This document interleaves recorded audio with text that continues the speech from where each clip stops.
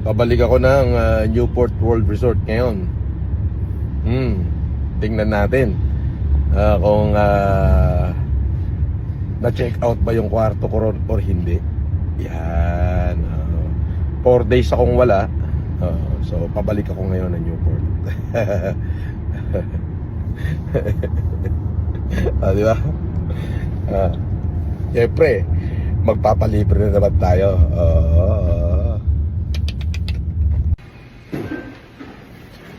Morning. Good morning, sir. Ay, good morning din. Kaway ka muna. Kaway ka muna. 3 araw ako wala eh. Tignan ko lang kung ni-renew yung kwarto ko.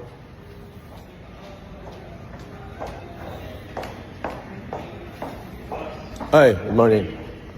May tao. Patek nga nung ano, may ano ba, extension ba yung room ko? Kararating ko lang eh.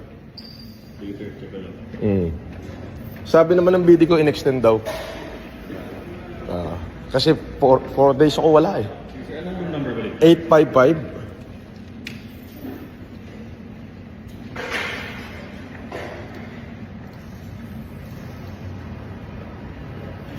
Ano yung concern, sir? Yung extended? Kasi wala ako 4 days. Sabi ni Christine, in-extend daw niya ngayon. Pero kung darating daw ako, i-extend niya uli mamaya. 855 yun, sir?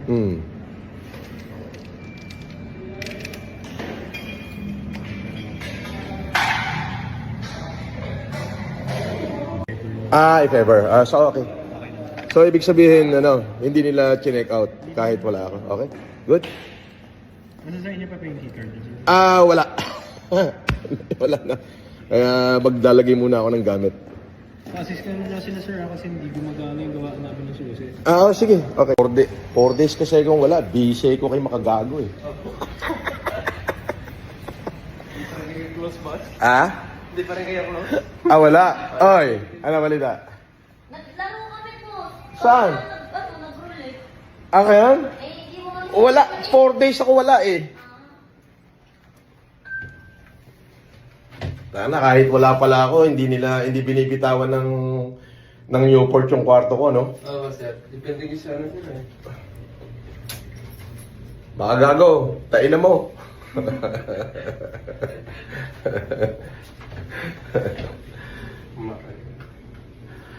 Hindi, naging busy ako eh. Paggawa niya. Na-raffle na sa Isabela Oo. yung kanyang kaso. Ako, pahihirapan ko to. Makagago. Alam mo yung puro libre ko dito? Libre eh. Tignan mo, wala ako rito ng 4 na araw kasi busy ko sa'yo. Pagbalik ko, yung kwarto ko, hindi naman chine-check out ng Newport World Resort. Continue pa rin.